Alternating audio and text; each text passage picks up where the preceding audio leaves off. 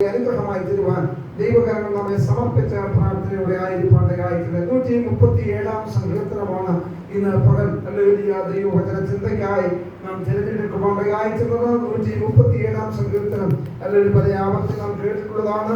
ദൈവമക്കളെ, ഈ സങ്കീർത്തനം നാം വായിച്ചാൽ നമുക്ക് മനസ്സിലാക്കുവാൻ കഴിയുന്ന ഒരു കാര്യം, ഹല്ലേലൂയ ഒരു ദൈവ പൈതൽ ഹല്ലേലൂയ ആത്മീക കൂട്ടായ്മയില്ലാതെ, ആത്മീക സംസർഗമില്ലാതെ ദൈവമായിട്ടുള്ള ബന്ധം വിച്ഛേദിച്ച് അല്ലെങ്കിൽ മുൻപോട്ട് പോയാൽ ഉണ്ടാകുന്ന പ്രതിസന്ധി എന്താണ് എന്ന് അല്ലെങ്കിൽ ഈ സങ്കീർത്തനത്തിലൂടെ നമുക്ക് മനസ്സിലാക്കുവാൻ കഴിയും. ദൈവമക്കളെ, ഇന്ന് പറയട്ടെ, ഒരു മനുഷ്യനെ സംബന്ധിച്ചിടത്തോളം ആ മനുഷ്യന്റെ ആരോഗ്യപരമായ ജീവിതത്തിന് ഒരു ദിവസം എന്ത് ചെയ്യണം? 3 നേരമെങ്കിലും എന്ത് ചെയ്യണം? ആഹാരം എന്ത് ചെയ്യണം? കഴിക്കണല്ലേ? ഏറ്റവും കുറഞ്ഞത് 3 നേരം എന്ത് ചെയ്യാറുണ്ട്? ആരോഗ്യപരമായ ഒരു മനുഷ്യന്റെ ജീവിതത്തിന്, മുൻപോട്ടുള്ള ഗമനത്തിന്, അവന്റെ കാര്യാദികളെ നോക്കി നടക്കുവാൻ 3 നേരം എന്ത് ചെയ്യണം? അവൻ ഭക്ഷണം കഴിക്കണം. എന്നാൽ അതുപോലെ തന്നെ ഒരു ആത്മീക മനുഷ്യനും അവന്റെ ആത്മീക ജീവിതത്തിന്റെ ആരോഗ്യപരമായ, ദൈവവചനം പറയുന്നത് ജയകരമായ ഒരു ക്രിസ്തീയ ജീവിതം നയിക്കണമെങ്കിൽ ആ ആത്മീക മനുഷ്യനും വേണ്ടി ആത്മീക മണ്ണ് എന്ത് ചെയ്യണം? അല്ലെങ്കിൽ ലഭിച്ചുകൊണ്ടിരുന്നെങ്കിൽ മാത്രമേ പുറത്തെയുള്ള മനുഷ്യൻ ശക്തിപ്പെടുന്നത് പോലെ അകത്ത മനുഷ്യനെ എന്ത് ചെയ്യത്തുള്ളൂ? ശക്തിപ്പെടുവാൻ കഴിയത്തുള്ളൂ. ഇന്ന് ദൈവമക്കളെ മനസ്സിലാക്കുവാനുള്ള കാര്യം, ഒരു ആത്മീയനെ സംബന്ധിച്ചിടത്തോളം ദൈവവുമായി അല്ലെങ്കിൽ ആത്മീക ബന്ധമുള്ള ഒരു ദൈവപൈതൽ, ആത്മീക സാന്നിധ്യം അനുഭവിച്ചുകൊണ്ടിരിക്കുന്ന ഒരു വ്യക്തി അല്ലെങ്കിൽ ആത്മീക സാന്നിധ്യം അനുഭവിക്കാത്ത അനുഭവത്തിലേക്ക് കടന്നു പോകുമ്പോഴാണ് അല്ലെങ്കിൽ ആ ആത്മീക സന്തോഷം അനുഭവിക്കാത്തതിന്റെ വേദന അവന്റെ ഉള്ളിൽ എന്ത് ചെയ്യും? ആത്മീയനായ ഒരു വ്യക്തി, ദൈവവുമായിട്ട് കൂട്ടായ്മയും ആരാധനയും ബന്ധവുമുള്ള വ്യക്തി, ആരാധനയുടെ ബന്ധമില്ലാതെ കടന്നു പോകുമ്പോൾ അവന്റെ ആത്മമനുഷ്യനെ തട്ടി ഉണർത്തിക്കൊണ്ടിരിക്കും. അവന്റെ ആത്മമനുഷ്യന് വിശപ്പുണ്ടാക്കുവാണ്ട കാര്യത്തിന്, ആത്മമനുഷ്യൻ എന്ത് ചെയ്യും? ദാഹമുണ്ടാക്കുവാണ്ട കാര്യത്തിന് പുറമെയുള്ള മനുഷ്യൻ അവൻ നാൾക്കുനാൾ ശയിച്ചാലും എന്റെ ആകാരമുള്ള മനുഷ്യൻ നാൾക്കുനാൾ ശക്തി പ്രകടമെന്ന ദൈവത്തിന്റെ ദാസനായ അല്ലെങ്കിൽ പൗലോസ് പറയുവാൻ കാരണം അതാണ്. അങ്ങനെ ഞങ്ങളുടെ പൂർണ്ണതയുള്ള മനുഷ്യൻ എന്ത് ചെയ്യുന്നു? നാൾക്കുനാൾ ക്ഷയിച്ചു പോയാലും ഞങ്ങളുടെ അകമയുള്ള മനുഷ്യൻ എന്ത് ചെയ്യുന്നു? നാൾക്കുനാൾ. ഇന്ന് പകൽ എത്ര പേർക്ക് പറയുവാൻ കഴിയും, എന്റെ അകത്ത മനുഷ്യൻ അകത്ത മനുഷ്യൻ ഓരോ ദിവസം ശക്തിയോടെ ബലം പ്രാപിക്കത്തക്കവണ്ണം ദൈവത്തിന്റെ ആത്മാവിന്റെ സാന്നിധ്യം എന്റെ ജീവിതത്തിൽ അനുഭവിക്കുന്നതെന്ന് എത്ര പേർക്ക് ദൈവത്തിൽ പറയുവാൻ കഴിയും? ദൈവമക്കളെ, ഞാൻ പറയട്ടെ, അങ്ങനെ ആത്മസാന്നിധ്യം നമ്മുടെ ജീവിതത്തിൽ ദൈവമക്കളെ എല്ലാ ദിവസവും നമുക്ക് കൂട്ടായ്മ ലഭിക്കണമെന്നില്ലല്ലോ, ഇല്ല. പക്ഷേ ദൈവമായിട്ടുള്ള ബന്ധത്തിന് എന്ത് ചെയ്യണം?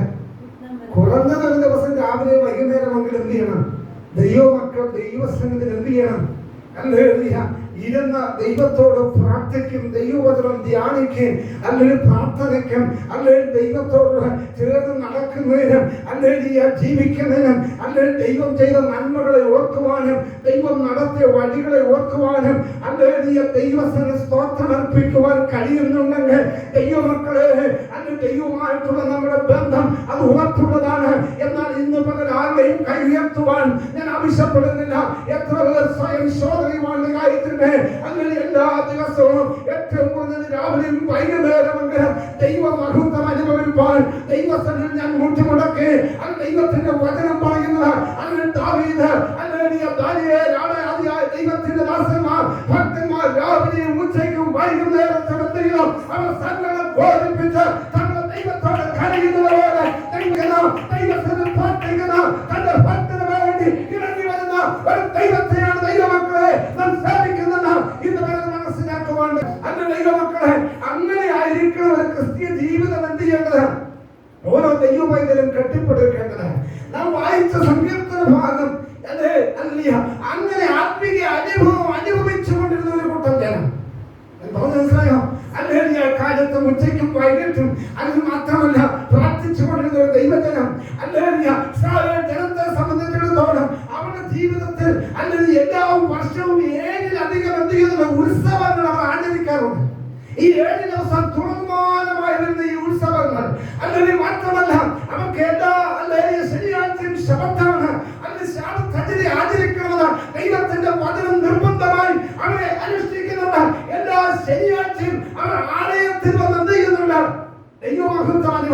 പറയുന്നുണ്ട്. ഹല്ലേലൂയ. അങ്ങനെ ദൈവമഹത്വം അനുഭവിച്ച് തുറമാനമായ ഉത്സവങ്ങൾ അവൻ ദൈവത്തോടുള്ള ഭയവും ഭക്തിയും ഉണർത്തി അവൻ ദൈവത്തോടുള്ള ബന്ധം പുലർത്തി ഇങ്ങനെ ചെയ്യാം പോകുന്ന ഒരു അവസരമാണ്. പെട്ടെന്ന് ഇതെല്ലാം നിലയ്ക്കുന്ന ഒരു അനുഭവത്തിലേക്ക് എന്ത് ചെയ്തു? അവരുടെ ജീവിതത്തിൽ എത്തപ്പെട്ടു. ഞാൻ പറയുന്നത് നിങ്ങൾ ശ്രദ്ധിക്കണം. അത് ദൈവമക്കളെ ദൈവത്തിന്റെ മഹത്വം അനുഭവിച്ചു, ദൈവ സാന്നിധ്യം അനുഭവിച്ചു, ദൈവ മഹത്വം അനുഭവിച്ചു, ദൈവ കൂട്ടായ്മയും അതിന്റെ സന്തോഷം അനുഭവിച്ചു. ശത്രുക്കളുടെ നടുവിൽ ഇറങ്ങി വന്ന് അവരെ വിടുവിച്ച അനേക സന്ദർഭങ്ങൾ അവർക്ക് പറയുവാൻ കഴിയും. അവർക്ക് ധൈര്യമായി പറയാൻ ഞങ്ങളുടെ പ്രാർത്ഥന കേൾക്കുന്ന ദൈവമുണ്ട്. ഞങ്ങളുടെ ദൈവത്തെ പറയുന്നത് നിങ്ങളുടെ ദൈവം, ഞങ്ങളുടെ ദൈവം അന്ന് ആകാശത്തെ ഭൂമിയെ ഉണ്ടാക്കിയ സർവശക്തനായ ദൈവമാണ്. അവൻ നിലവിളിച്ചാൽ എന്റെ ജനത്തിന് വേണ്ടി ഇറങ്ങി വന്ന് എന്റെ പ്രാർത്ഥന കേൾക്കുന്ന ദൈവമെന്ന് അന്ന് ഇസ്രായേലിന്റെ അനുഭവത്തോട് ചേർന്ന് പറയുവാൻ ഒത്തിരി അനുഭവങ്ങളുണ്ട്. പക്ഷേ ഇപ്പോൾ ഈ ജനമായിരിക്കുന്ന അവസ്ഥ, ഈ അനുഭവമുള്ള പഴയകാല കുറെ ഓർമ്മകൾ മാത്രമേ ഉള്ളൂ. പഴയകാല കുറെ ഓർമ്മകൾ അല്ല ദൈവമക്കളെ. ഇന്ന് പകരം നമ്മൾ ഒരു പുറകോട്ട് ചിന്തിച്ചാൽ കുറെ പഴയകാല ഓർമ്മകൾ കാണും. ആ ഓർമ്മകൾ മാത്രം പോരാ, ഇന്ന് പകരം ദൈവമായിട്ടുള്ള ബന്ധം പ്രകാരമായിരിക്കണം. ഹല്ലേലൂയ. എന്റെ പ്രാർത്ഥന ദൈവം കേൾക്കുന്നുണ്ടോ? എന്റെ ദൈവത്തെ എനിക്ക് വേണ്ടുവോളം സ്തുതിക്കുവാൻ കഴിയുന്നുണ്ടോ? എന്റെ ദൈവത്തെ എനിക്ക് മഹത്വപ്പെടുത്തുവാൻ കഴിയുന്നുണ്ടോ? എന്റെ ദൈവത്തിന്റെ നാമത്തിന് തക്കവണ്ണം അവന് മഹത്വം കരേറ്റുവാൻ അല്ലെ അവൻ ആരാധനയ്ക്ക് യോഗ്യനായിരിക്കുന്നത് പോലെ തന്നെ ഹല്ലേലൂയ ഞാൻ അവന്റെ സന്നിധാനത്തിൽ വന്ന് എന്റെ ഹൃദയം തുറന്ന് എന്റെ മനസ്സ് തുറന്ന് എന്റെ കരങ്ങൾ അടിച്ച് എന്റെ ദേഹം ദേഹി ആത്മാവ് ഒരുപോലെ ദൈവത്തിൽ ഏകാഗ്രമായി എന്റെ ദൈവത്തെ ഇന്ന് പകരം എനിക്ക് ആരാധിപ്പാൻ കഴിയുന്നുണ്ടോ എന്ന് ഇന്ന് പകരം ഓരോരുത്തരും ദൈവത്തിന്റെ ശോധനയുമായിട്ട് കാണിക്കണം. ഹല്ലേലൂയ. ദൈവമക്കളെ, അങ്ങനെ ശോധന ചെയ്യുന്ന ഒരു വ്യക്തി നിശ്ചയമായും വിശ്വാസത്തിൽ നിലനിൽക്കുന്നവരാണ്. ഹല്ലേലൂയ. കൊരിന്ത്യർ ലേഖനത്തിലാണ് ഇങ്ങനെ വാക്കുകൾ, നിങ്ങൾ വിശ്വാസത്തിൽ ഇരിക്കുന്നുവോ എന്ന് നിങ്ങളെ തന്നെ എന്ത് ചെയ്യണം? പരീക്ഷിപ്പിൻ. ശോധന ചെയ്യുന്ന പരീക്ഷിപ്പിൻ. നിങ്ങളെ തന്നെ എന്ത് ചെയ്യണം? ശോധന ചെയ്യുവിൻ. നിങ്ങൾ വിശ്വാസത്തിലിരിക്കുന്നുവോ എന്ന് നിങ്ങളെ തന്നെ പരീക്ഷിപ്പിൻ. നിങ്ങളെ തന്നെ ശോധന ചെയ്യുവിൻ. നിങ്ങൾ കൊള്ളരുതാത്തവരല്ല. അത് ശോധന ചെയ്യുമ്പോൾ നമുക്ക് മനസ്സിലാവും. നിങ്ങൾ കൊള്ളരുതാത്തവർ അല്ല എന്ന് വരികിൽ യേശു ക്രിസ്തു നിങ്ങളിലുണ്ട്. ശോധന ചെയ്ത് തെറ്റുകളെ മനസ്സിലാക്കി കുറവുകളെ മനസ്സിലാക്കി ദൈവത്തിന്റെ ഏറ്റുപറയുന്ന ദൈവമായതിനോടുള്ള ദൈവമുണ്ട്. ആരും ദൈവത്തിന് എന്ത് ചെയ്യുവാൻ കഴിയത്തില്ല, നീതീകരിക്കപ്പെടണം. ദൈവം ഭാഗം നമ്മളെ സമർപ്പിക്കണം. എല്ലാ ദിവസവും എന്ത് ചെയ്യണം? ശോധന ചെയ്ത് ദൈവമായിട്ടുള്ള ആത്മിക ബന്ധം എങ്ങനെ ആയിരിക്കുന്നു എന്ന് ഓരോ ദൈവ വൈദ്യനും എന്ത് ചെയ്യണം? അല്ലേ ഞാൻ പറഞ്ഞ ഈ സങ്കീർത്തനം ഞാൻ അങ്ങനെയാണ് എന്നോട് ദൈവത്തിന്റെ ആത്മാവ് ഇടപെട്ടത്. അല്ലേ അല്ല ദീർഘവർഷങ്ങൾ പലപ്പോഴും ദൈവസാന്നിധ്യം അനുഭവിച്ചു. ഞാൻ പറഞ്ഞ അല്ല ഇസ്രായേലിന്റെ ആത്മീയ കൂട്ടായ്മ ധാരാളം ഉണ്ടായിരുന്നു. അവർക്ക് ധാരാളം ഉത്സവങ്ങൾ അല്ലെ തുടർമാനമായ ഉത്സവങ്ങൾ 7, 8, അല്ലെ പ്രധാനപ്പെട്ട 7 ഉത്സവങ്ങളുണ്ട്. അത് കൂടാതെയാണ് പുരീം എന്നൊക്കെ പറയുന്ന ഉത്സവങ്ങൾ വരുന്നത്. അല്ലേ ദൈവമക്കളെ, ഈ ഉത്സവങ്ങളൊക്കെ തുടർമാനമായി വരുമ്പോൾ അവരെ തന്നെ ഉണർത്തുന്ന നമ്മുടെ ആത്മമനുഷ്യനെ അല്ലെ ഓരോന്നും എടുത്ത് നമ്മൾ വിശദീകരിക്കുമ്പോൾ ഒത്തിരി കാര്യങ്ങൾ. ഇപ്പം പെസഹ പെരുന്നാൾ ഇസ്രായേൽ ജനത്തിനോട് ദൈവം ചെങ്കൽ നദിയിലെത്തും അല്ലെങ്കിൽ ഇസ്രായേലിന്റെ അത്ഭുതങ്ങളെ തലമുറ ഓർക്കുവാൻ വേണ്ടിയാണ്. രണ്ടാമത്തെ കൂടാര പെരുന്നാളാണ്.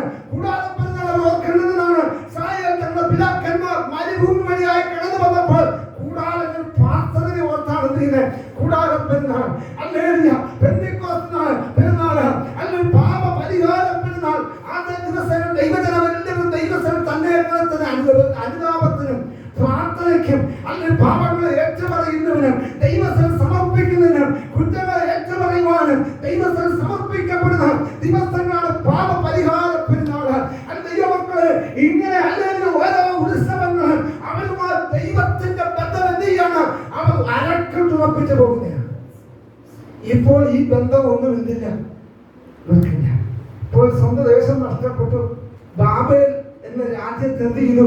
ബാബേലിലായിരിക്കുമ്പോൾ അവിടെ ചെന്ന് ഇരുന്നുകൊണ്ട് പ്രാർത്ഥനയില്ല, കൂട്ടായ്മയില്ല, ആത്മീക ബന്ധമില്ല. അല്ലെങ്കിൽ ദൈവത്തോട് പ്രാർത്ഥിപ്പാൻ കഴിയുന്നില്ല, ഉപവസിപ്പാൻ കഴിയുന്നില്ല, കണ്ണുനീരോട് മനസ്സിലെത്തി ഒന്ന് മുട്ടുമടക്കി പ്രാർത്ഥിപ്പാൻ പോലും കഴിയുന്നില്ല എന്ന് പറഞ്ഞ ദൈവമക്കളെ ഒന്ന് ചിന്തിച്ചു നോക്കിയേ. പലപ്പോഴും നമ്മുടെ അനുഭവം തന്നെ ഒന്ന് അല്ലെങ്കിൽ മനസ്സിലെത്തി പ്രാർത്ഥിപ്പാൻ പിതാക്കന്മാരും മാതാപിതാക്കന്മാരും നമുക്ക് വേണ്ടി കണ്ണുനീരോട് നിലവിളിച്ച ദിനങ്ങളും ദിവസങ്ങളും നമ്മുടെ മുൻപിൽ ഇല്ലായിരുന്നു. അത് ദൈവമക്കളെ അവരുടെ നിലവിളിയും പ്രാർത്ഥനയും കണ്ണുനീരുമാണ് ഇന്നും നമ്മളെ നിലനിർത്തിയത്. പലപ്പോഴും നമ്മൾ അവിശ്വസ്തരും അല്ലെങ്കിൽ വാക്ക് പറഞ്ഞാൽ മാറുന്നവരുമായി ദൈവത്തോട് വിശ്വസ്തതയില്ലാതെ പരമാർത്ഥതയില്ലാതെ നമ്മുടെ സ്വന്തം ഇഷ്ടങ്ങൾക്ക് സ്വന്തം താല്പര്യങ്ങൾക്ക് അനുസരിച്ച് സഞ്ചരിച്ചിട്ട് ഇന്നയോളം നമ്മെ നിർത്തിയത് കഴിഞ്ഞ നാളുകളിൽ ആരുടെയൊക്കെയോ പ്രാർത്ഥനയാണ്. അവർ അനുഭവിച്ച ദൈവത്തിന്റെ സാന്നിധ്യം, അവരോട് ദൈവത്തിന്റെ വിശ്വസ്തതയും അവരോട് ദൈവത്തിന്റെ മഹത്വം അല്ലെങ്കിൽ വാഗ്ദത്തത്തിന്റെ അല്ലെങ്കിൽ പ്രതിഫലനം എത്രയെന്ന് ഇതുവരെ ദൈവമക്കളെ മനസ്സിലാക്കുവാൻ ആയിത്തീരണം. ഇവിടെ ഈ ജനം നിലവിളിയോടെ നിലവിളി അല്ലെങ്കിൽ കണ്ണുനീരോടെ ബാബേൽ തീരത്ത് വന്ന് അവിടെ ആ സങ്കീർത്തനം വായിച്ച് നമുക്ക് എന്ന് വായിക്കാമോ?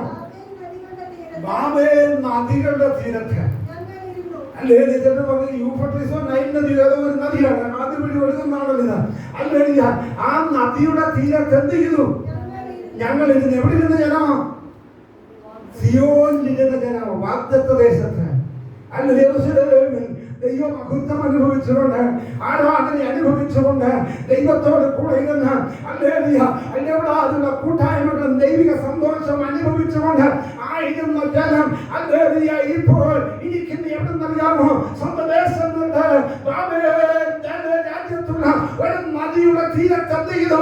ഞങ്ങൾ ഇരുന്നപ്പോൾ സിയോനെ ഞങ്ങൾ ഓർക്കുവാണ്ടായിരുന്നു എന്ന് കന്യകാല അനുഭവങ്ങൾ അവൻ ഓർക്കുവാണ്ടായിരുന്നു. സിയോനെ ഓർത്തപ്പോൾ അവൻ അറിയാതെ അവരുടെ ഹൃദയം തേടുവാണ്ടായിരുന്നു, കണ്ണു നിറയുവാണ്ട. അത് കരഞ്ഞെന്ന് വായിക്കുന്നില്ലേ?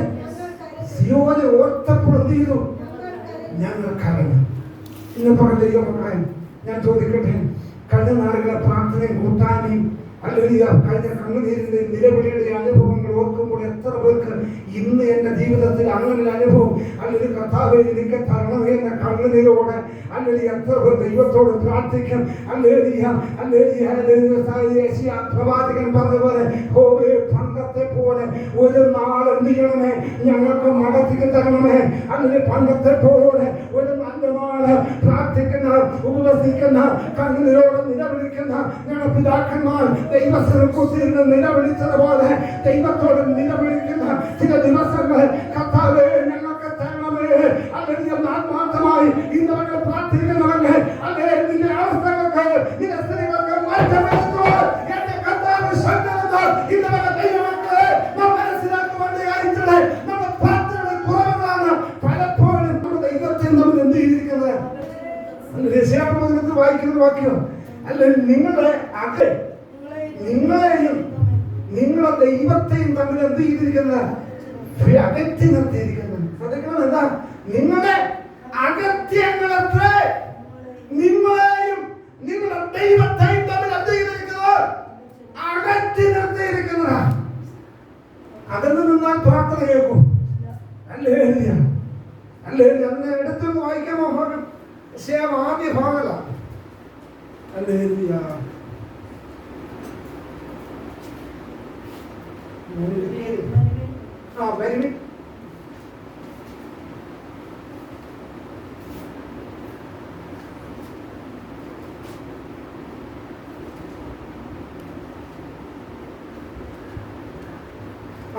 നമുക്ക് തമ്മിൽ വാദിക്കാം. 1:18 വരെ നിങ്ങളുടെ പാപങ്ങൾ കടുംചുവപ്പായിരുന്നാലും ഹിമം പോലെ വെളുക്കും, രക്താംബരം പോലെ ചുവപ്പായിരുന്നാലും പഞ്ഞി പോലെ ആയിത്തീരും.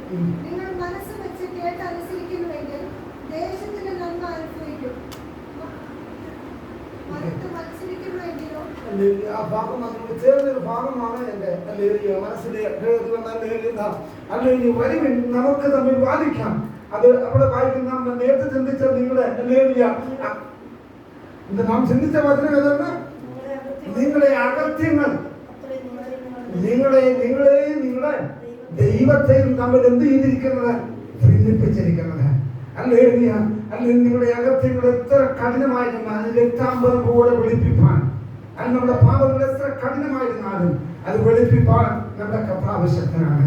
അതുകൊണ്ട് ഇന്ന് പറഞ്ഞ ദൈവമക്കളെ, അല്ലെങ്കിൽ വചനത്തിലേക്ക് നമുക്ക് മടങ്ങി വരാം. എന്റെ ഹൃദയത്തിലേക്ക് പെട്ടെന്ന് കേൾക്കുന്നൊരു വാക്യമായതുകൊണ്ട് ഞാൻ എന്ത് ചെയ്യുക, അത് ഉദ്ധരിച്ചത് മാത്രമേ ഉള്ള ദൈവമക്കളെ അനുതാപത്തോടെ ദൈവസന്നിധിയിലേക്ക് വരാം.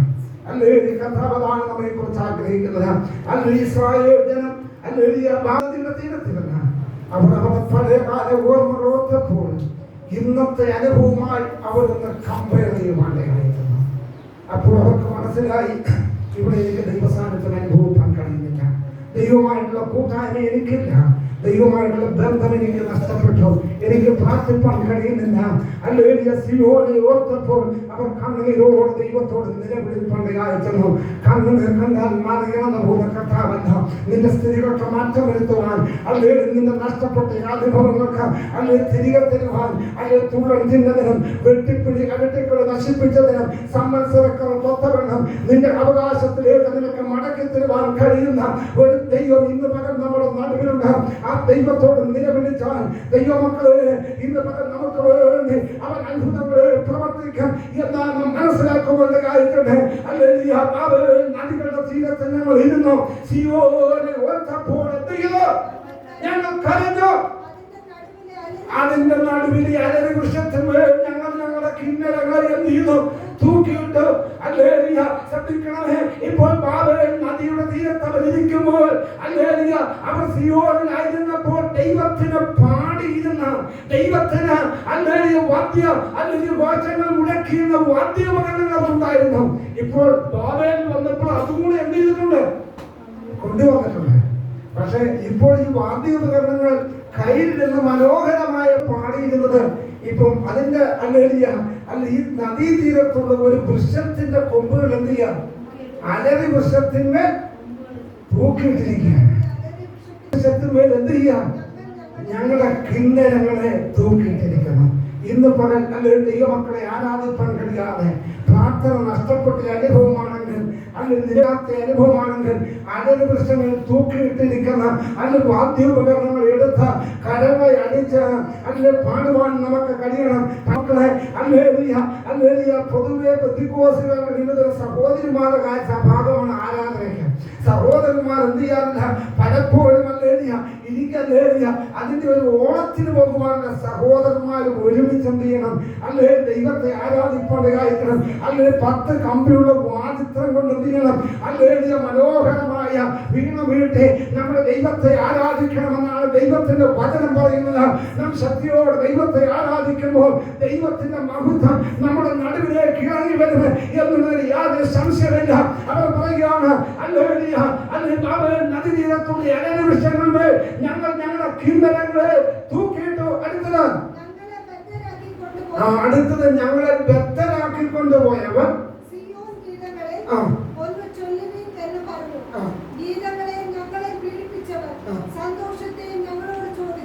ശ്രദ്ധിക്കണമേ. ദൈവമക്കളെ ഇപ്പോൾ അവരെ ആയിരിക്കുമ്പോൾ അവരെ പീഡിപ്പിച്ചവരായ ബാബേൽ ജനം അല്ലെങ്കിൽ അവർ പലപ്പോഴും ഈ ദൈവത്തിന്റെ മഹത്വം അടക്കുന്നവരാണ്, ദൈവ സാന്നിധ്യം അനുഭവിച്ചവരാണ്. അല്ലെങ്കിൽ ഇസ്രായേലിന്റെ ദൈവം ആരെന്ന് അടുത്തറിയുവാൻ കഴിഞ്ഞിട്ടുണ്ട്. അല്ലെങ്കിൽ ബാബേലിൽ തന്നെ പലപ്പോഴും എന്ത് ചെയ്തിട്ടുണ്ട്, ദൈവം അവർക്ക് വേണ്ടി ഇറങ്ങി വന്ന് അത്ഭുതം പ്രവർത്തിച്ച നെബൂഖദ്നേസർ രാജാവിന്റെ സന്ദർഭകാലങ്ങളൊക്കെ നമുക്കറിയാം. സിംഹങ്ങളുടെ ഗുഹയിൽ തീർച്ചപ്പെട്ട ഇസ്രായേലിന്റെ ദൈവമായ യഹോവയെ അടുത്തറിഞ്ഞിട്ടുള്ള ദൈവത്തിന് ജനം ഒരുപക്ഷേ അല്ലെങ്കിൽ ഇവരൊക്കെ ഇസ്രായേലിന്റെ അല്ലെങ്കിൽ ദേവാലയത്തിൽ ജനമായിരുന്നു. അല്ലെങ്കിൽ അവിടെ അല്ലെങ്കിൽ ദൈവത്തെ മഹത്വപ്പെടുത്തുന്ന അവിടുത്തെ ആരാധനയും അവിടുത്തെ അല്ലേലിയ സന്തോഷകരമായ ജീവിതവും ദൈവമക്കളെ സേവാരാജ്യവും അല്ലേലിയ ചെന്ന് കണ്ട അത്ഭുതം കൂടുമാറ് ശതവുമുണ്ട്. അല്ലെങ്കിൽ ആരാധനയും ദൈവ മഹത്വവും കൊണ്ട് അവർ പ്രകീർത്തിക്കുന്നത് നമുക്ക് മനസ്സിലാക്കുവാൻ കഴിയും. അങ്ങനെ ജാതികൾ എന്ത് ചെയ്തിട്ടുണ്ട്, അറിഞ്ഞിട്ടുള്ള ആ ജനം അല്ലേലിയ ദൈവമക്കളെ ഇവരുടെ പറയാ, നിങ്ങൾക്കൊന്ന് പാടാമോ? അവിടെ നിങ്ങൾ പാടി ആരാധിച്ചത് അല്ലെങ്കിൽ എത്ര മനോഹരമായിട്ട് എത്ര സന്തോഷത്തോടെ നിങ്ങൾ ദൈവത്തെ സ്തുതിക്കുന്ന ഇന്ന് പല ദൈവമക്കളെ നമ്മുടെ ആരാധന നമ്മുടെ ശാപമല്ല, ഈ ആരാധന ലോകത്തിന് അനുഗ്രഹമാണ്. പരിശുദ്ധമാവ് ഇന്ന് ലോകത്തിന്റെ വെളിച്ചമാണ്. അങ്ങനെ സർവ്വലോകത്തിന്റെ വെളിച്ചമായ ആത്മാവ് അല്ലെങ്കിൽ ഉള്ളത് കൊണ്ടാണ് ഇരുട്ടിന്റെ ശക്തികൾ ജയം പ്രാപിക്കാതെ, ഇരുട്ടിന്റെ ശക്തികൾ ആധിക്യം പ്രാപിക്കാതെ ദൈവമക്കളെ അല്ലെങ്കിൽ പരിശുദ്ധമാവിന്റെ ശക്തി ദേശത്തുള്ളത് കൊണ്ടാണ്, വിടക്കുള്ളത് കൊണ്ടാണ് ഇരുട്ടിൽ നിന്ന് ദൈവത്തെ വിടുവിക്കുന്ന അല്ലെങ്കിൽ ദൈവമക്കളെ എന്നാൽ സർവത്തെ പ്രകാശിപ്പിക്കുന്ന ആ സത്യ വെളിച്ചം ഇന്ന് അല്ലെങ്കിൽ ലോകത്തിലുണ്ട്. എന്നാൽ ഇത് നീങ്ങിപ്പോകുന്ന നാട് ഏറ്റവും അടുത്തിരിക്കുകയാണ്. അല്ലേ ദൈവമക്കളെ മനസ്സിലാക്കാൻ തടുക്കുന്നവൻ എന്ത് ചെയ്തിട്ടില്ല, ഇതുവരെ വഴിയിൽ നിന്ന് നീങ്ങിപ്പോയിട്ടില്ല. തടുക്കുന്നവൻ പരിശുദ്ധ ശക്തി ആധിക്യം പ്രാപിക്കാതെ, ഇരുട്ടിടം പ്രാപിക്കാതെ ദൈവജനത്തെയും ദൈവസഭയെയും കടന്നു കളയാതെ വണ്ണം തടുക്കുന്ന പരിശുദ്ധമാവ് ഇന്നും ലോകത്ത് ഒരു വെളിച്ചമായി നിൽക്കുന്നവനാണ് ദൈവമക്കളെ. അല്ലേ അതുകൊണ്ട് നമ്മുടെ ദൈവത്തെ ആരാധിക്കുന്നുണ്ട്.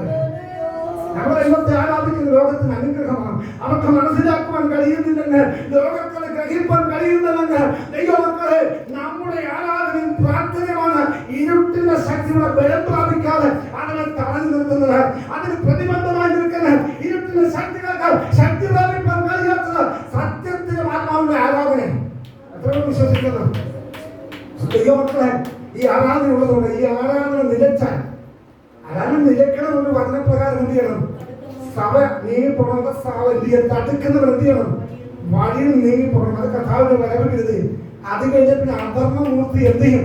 വെളിപ്പെടുമെന്ന വചനം പറയുന്നത്. അല്ലെങ്കിൽ അധർമ്മമൂർത്തി വെളിപ്പെട്ടാൽ അല്ലെങ്കിൽ ഇരുട്ടിന്റെ ശക്തിയുടെ ശക്തിയാതിരിക്കും.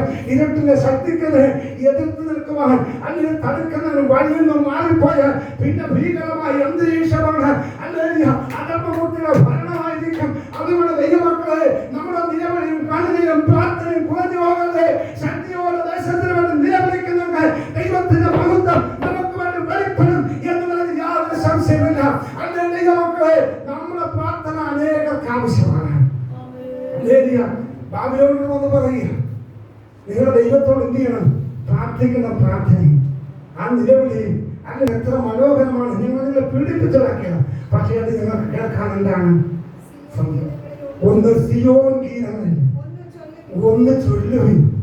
അല്ലേ നമ്മുടെ സിയോൻ ഗീതങ്ങളൊക്കെ നമ്മൾ എന്ത് ചെയ്യാറുണ്ട്? നമ്മളും ദൈവത്തെ ആരാധിക്കുന്ന പാഠപുസ്തകത്തിലൊക്കെ നമ്മൾ പേരിട്ടുന്ന സിയോൻ ഗീതം.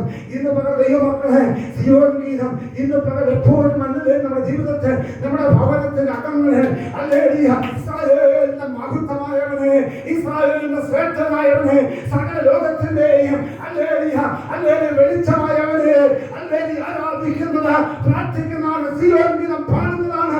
ദൈവമക്കളെ സിയോൻ ഗീതങ്ങളെ ഞങ്ങളോട് ചോദിച്ചപ്പോൾ അവർ പറഞ്ഞത് എന്തെന്നറിയാമോ?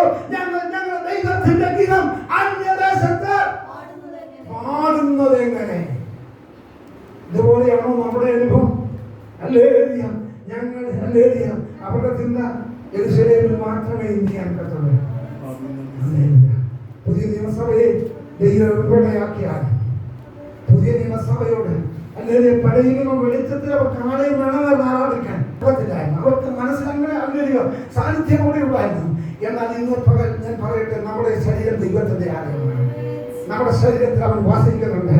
അവൻ വാസിക്കുന്ന ആലയമെങ്കിൽ ഇന്ന് പകൽ നമ്മുടെ ശരീരം കൊണ്ട് ദൈവത്തെ മഹത്വപ്പെടുത്തുമ്പോൾ ഏത് സ്ഥലത്തും ഏത് സാഹചര്യത്തിലും അല്ലെങ്കിൽ കൂട്ടാൻ അല്ലെങ്കിൽ പ്രാർത്ഥിപ്പാൻ ആരും കൂടെ ഇരിപ്പാനില്ലെങ്കിലും മുട്ടുമടക്കുവാൻ ആരുമില്ലെങ്കിലും ഒറ്റയ്ക്ക് ദൈവത്തിൽ നിലവിളിച്ചാലും പ്രാർത്ഥിച്ചാലും പ്രാർത്ഥനയിൽ ഇറങ്ങി വരുന്ന ദൈവമാണ്.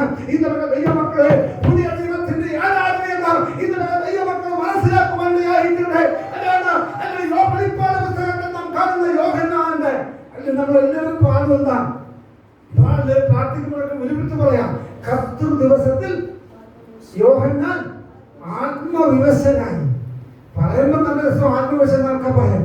പക്ഷെ സാഹചര്യങ്ങളോട് എന്ത് ചെയ്യണം ഒന്ന് മനസ്സിലാക്കണം.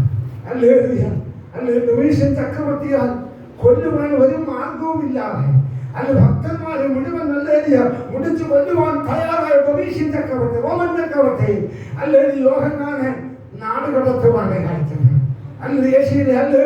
ഇന്ത്യൻ കടലിൽ ഇടുക്കിനുള്ളതായ ഒരു ഏകാന്ത സ്ഥലമാണ്, ഒരു ദ്വീപാണ്, ഒരു മനുഷ്യവാസമോടെ ഇല്ല. അല്ലെങ്കിൽ ക്രിമിനലുകളെ മാത്രം നാടുകടത്തുന്ന ഒരു ദ്വീപിൽ ദൈവത്തിന്റെ ദാസനായ യോഹന്നാൻ അവിടെ കിടന്ന് മരിക്കട്ടെ എന്ന് വിചാരിച്ച് അവിടേക്ക് ആ നാടിലേക്ക്, ആ കടലിടുക്കിലേക്ക്, ആ ദ്വീപിലേക്ക് നാടുകടത്തി. അവിടെ ഭീകരമായ അന്തരീക്ഷമാണ്, ഭീകരമായ കാഴ്ചകളാണ്. എന്നാൽ അതെല്ലാം തന്നെ മനസ്സിനെ ഹൃദയത്തെയും വേദനിക്കുമ്പോൾ ഒരു പ്രഭാതത്തെ താൻ എഴുന്നേറ്റപ്പോൾ താൻ മനസ്സിലായി ഇത് കർത്തൃ ദിവസമാണ്, വിയപ്പിന്റെ ദിനമാണ്, ദൈവത്തെ ആരാധിക്കേണ്ട ദിനമാണ്. താനും ഇതുപോലെ തന്റെ ചിന്തയൊന്നു പോയി. കേവലം ദിവസങ്ങൾക്ക് മുൻപ്, ആഴ്ചകൾക്ക് മുൻപ്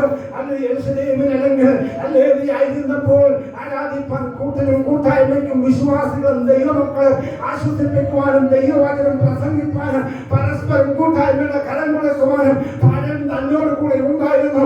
എന്നാൽ എല്ലാവരെയും വിട്ട് ഏകാന്തത്, മറ്റാരുമില്ലാതെ ഒറ്റയ്ക്ക് ഏകാന്തത് അവിടെ നിൽക്കുന്ന യോഹന്നാന് വിയപ്പിന്റെ ദിവസമായപ്പോൾ അവന്റെ ആത്മാവിന്റെ അന്തരാത്മാവിൽ പരിശുദ്ധമാവനെ ഉയർത്തിയിട്ട് അവൻ അവൻ ദൈവത്തെ ആരാധിക്കുവാൻ തയ്യാറായതിനെയാണ് പരിശുദ്ധമാവുന്നത്. കർത്തൃ ദിവസത്തിൽ എന്ത് ചെയ്തു? കർത്തൃ ദിവസത്തിൽ ഞാൻ ആത്മവിവശനായി. നീ കാണുന്നത് എന്ത് ചെയ്യുക? ഒരു പുസ്തകത്തിൽ എന്ത് ചെയ്യുക? എഴുതി. 7 സഭകൾ, എഫെസോസ്, സ്മുർന, പെർഗമോസ്, തുയതൈര, സാർദീസ്, ലവോദിക്ക, ഫിലദൽഫിയ, ഇങ്ങനെ 7 സഭകൾക്ക് എന്ത് ചെയ്യാം? അയച്ചു കൊടുക്കാം.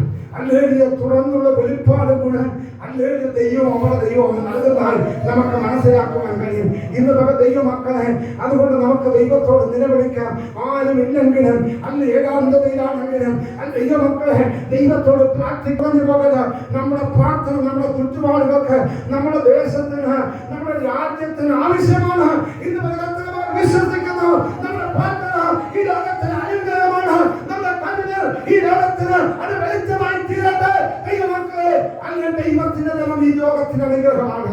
അങ്ങനെ അവരൊന്ന് പറയാം, അല്ലേലിയ വേണമെന്ന് അവർ പാട്ടുകൾ ആവശ്യപ്പെട്ടു. ഇവർ പറയും, എന്റെ ദേശത്ത് ഞങ്ങൾ യഹോവയുടെ ഗീതങ്ങൾ പാടുന്നത് എങ്ങനെയാ? മറന്നു യേശുവേ, നിന്നെ ഞാൻ മറന്നു പോകുന്നെങ്കിൽ എന്റെ പോലം കൈയിട്ടെ. അപ്പോഴാണ് അവർ മതി കേൾപ്പിയ അവർ കൊണ്ടുവന്നിട്ട് അവർ പറയുക, ഞങ്ങൾ മറക്കത്തില്ല. നിന്നെ ഞങ്ങൾ മറന്നു പോയെങ്കിൽ ഞങ്ങളുടെ വടം കൈ മറന്നു പോകട്ടെ. അല്ലെങ്കിൽ ദൈവമക്കളെ, ദൈവത്തിന്റെ പ്രവർത്തികൾ മറക്കരുത്. ദൈവം നടത്തിയ വഴികളെ ഓർക്കരുത്. ദൈവം ഒരു മടങ്ങിവരുടെ ജീവിതത്തിൽ വെച്ചിട്ടുണ്ട്. ഒരു 70 ആഴ്ചവട്ടം അവർക്ക് വേണ്ടി ദൈവം ഒരുക്കിയിട്ടുണ്ടെങ്കിൽ നിശ്ചയമായ ഒരു മടങ്ങിവരും അവരുടെ ജീവിതത്തിലുണ്ട്. അത് തിന്മയ്ക്കല്ല, നന്മയ്ക്കായിട്ടുള്ളത്. അതിന്റെ യഹോവയായ ദൈവത്തിന്റെ അരുളപ്പാടെന്ന് ഇന്നലെ ദൈവമക്കളെ എന്നത് മനസ്സിലാക്കുവാണ്ടായിട്ട് നിങ്ങളെ കുറിച്ചുള്ള ശുഭഭാവി അത് തിന്മയ്ക്കല്ല, നന്മയ്ക്കായിട്ടുള്ളത്. പ്രത്യാശിക്കുന്ന ശുഭഭാവി, നിങ്ങൾ ആഗ്രഹിക്കുന്ന ശുഭഭാവി വരുവാൻ തക്കവണ്ണം യഹോവയായ കർത്താവ് നിങ്ങളെ കുറിച്ച് നിരൂപിക്കുന്ന നിരൂപണങ്ങൾ ഇന്നവയെന്ന് ദൈവം അറിയുന്നു. അത് തിന്മയ്ക്കല്ല, നന്മയ്ക്കായിട്ടുള്ളത് എന്ന് മനസ്സിലാക്കി ദൈവസന്നിധിയിലേക്ക് മടങ്ങി വരുന്നുണ്ട്.